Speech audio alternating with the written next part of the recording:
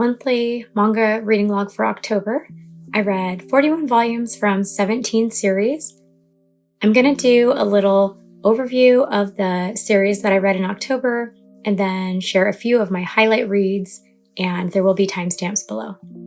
If you want to see more of my detailed thoughts though on any of the reads that I don't talk much about in this video, you can find them on my Instagram story highlights.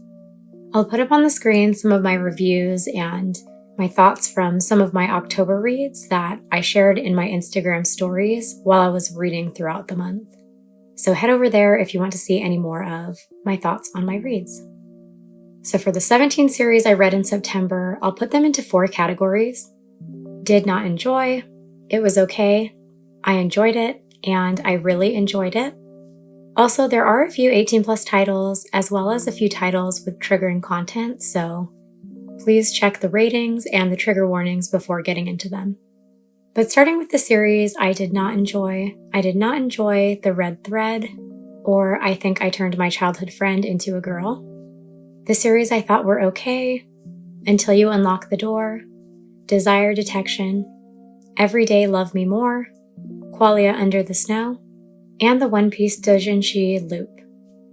2 series I enjoyed were Smoking Behind the Supermarket with You, which I'm going to talk about a little more, and Kekkon Yoteibi, which is a workplace romance series. I thought it was going to be a bit cheesy and cliche, so I was surprised how much I did enjoy it.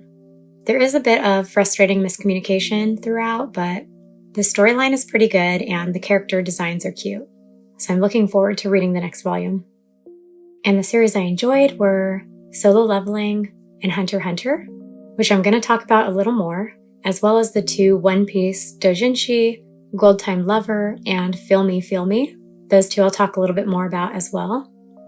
I also really enjoyed Paint Love and the Colors Will Bloom, which is a university romance series, the drama romance Gozen Niji Made Kimi no Mono, and then 2 more One Piece doujinshi I really enjoyed, Dogear and 24 Hours, both by the creator of the manga series Candy Color Paradox. And again, if you want to see more of my detailed thoughts on any of these reads, you can find them in my Instagram story highlights for October. And then the series I mentioned that I'm going to highlight are Smoking Behind the Supermarket with You, Solo Leveling, Hunter x Hunter, and then 2 of the One Piece doujinshi that I read. So, Smoking Behind the Supermarket with You, I read volumes 1 and 2, and I really liked the guy in the story. Every chapter really is him smoking behind the supermarket with a girl who works in the store. It is a bit episodic, so I hope as it goes there will be more focus on some kind of plot or storyline. There hasn't been a lot of romance, though there are some feelings, and that's something I'll enjoy more if a romance happens in the upcoming volumes. There is an age gap of 20 years between the main characters, but it doesn't bother me because they're both adults. But the series is getting an English print release next year, so I wanted to read it digitally first to see if I would want to add the series to my physical collection, and I still haven't decided. I'm probably going to read a bit more to see how the story develops before committing to it. But that said, I do like it so far, but just hope that it moves past the kind of repetitive episodic feel. Solo Leveling. I read through volume 7 in September, which covered the first half of the series, which is all of season 1. And then in October, I read all of season 2 and the epilogue, so chapters 110 to 200. And I'm not sure how many volumes are going to be released for the English print. I'm assuming 14, since it's 2 parts, and the first part was 7 volumes. And even though the second part is a little shorter, there's also an epilogue section, but not sure yet. But I really, really enjoyed reading this series. I really like the main character, Jinwoo. I really liked his development and his journey through season 1, especially.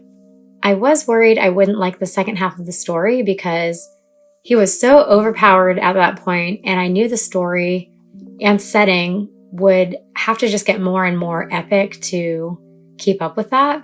But I liked how the rest of the story was written and everything was explained. And then all the loose ends were tied up in a really satisfying way. There was a lot of really cute humor throughout, as well as some really sad moments too. And I, as a woman in my 30s who enjoys good-looking, fictional, 2D middle-aged men, really appreciated that this series was full of big muscular men in their 30s, 40s, 50s, and on. Some really intimidating and strong, and some really soft and sweet. And I loved all of it. This was a digital read for me, and I think I am going to be adding this series to my collection in the future, but since I just read the whole series and my husband has read it too, I'm not going to be in a rush to pick it up. Hunter x Hunter. I read volumes 1 to 7 in September and then volumes 8 to 22 in October. So I was traveling for several weeks and I had several flights, so I was really glad to have this series available for offline reading on the Shonen Jump app. I just downloaded the chapters in advance and then I could read on my flights. But I liked this series so much more than I thought I would.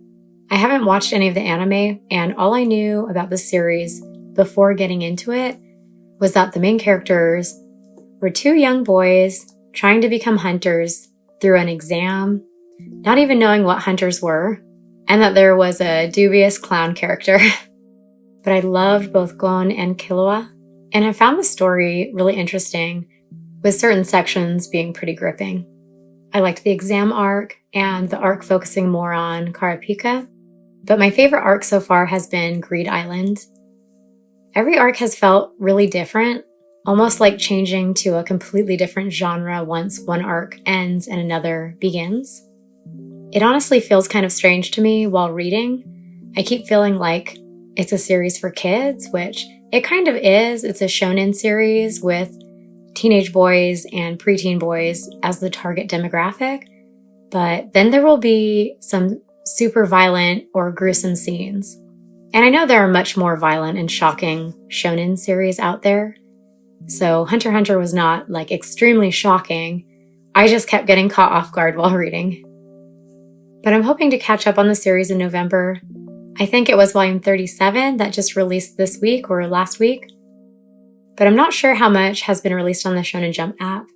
I saw that the app has through chapter 400 available, but I'm not sure which volume chapter 400 is in. But that's where I'm aiming for now. But I left off in the middle of the ant arc, so I'm looking forward to getting right back into it. And then these 2 One Piece doujinshi,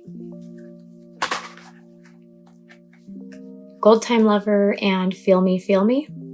These are both Zosan fan books by the same artist, Onobata. And I really love how they draw and depict both Sanji and Zoro. Their stories are really romantic and sensual, and I really like how you can see the little nuances of emotion in their facial expressions.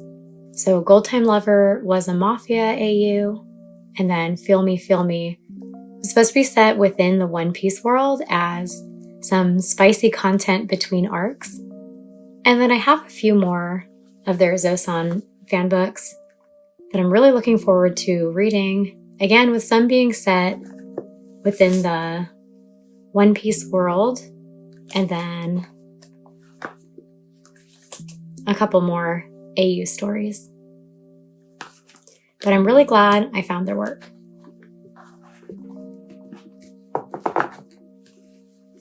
But that's it for my October manga reading log. I hope you enjoyed hearing my thoughts. I'm not going to share my November TBR because this is going to be my last reading log here on YouTube, at least for now. I'll try to do some recommendation videos this winter, maybe by genre or setting, so that I can share some of my favorite series from my collection. But if you want to stay up to date with what I am reading, as I mentioned earlier in the video, I'm very active on my Instagram account and regularly, usually daily, share what I'm reading and what my thoughts are on my reads. This winter, I'm planning to do a few full series rereads. I'm planning to reread all of Love of Kill in early December before the series finale release, and then to do a full reread of Yona of the Dawn, starting mid-December. And then in December, I'll decide what series I want to buddy read for January. So if you want to buddy read something with me this winter, make sure you're following me over there. But that's all for this video. Let me know in the comments what kind of recommendation videos you'd like to see. I was thinking maybe I could do a high school set series recommendations video, and then maybe a workplace romance recommendation video, maybe my favorite supernatural series as someone who does not actually really enjoy a lot of supernatural content. But I don't know, let me know what you would like to see. But until then, thanks for watching, and I'll see you again soon in another video.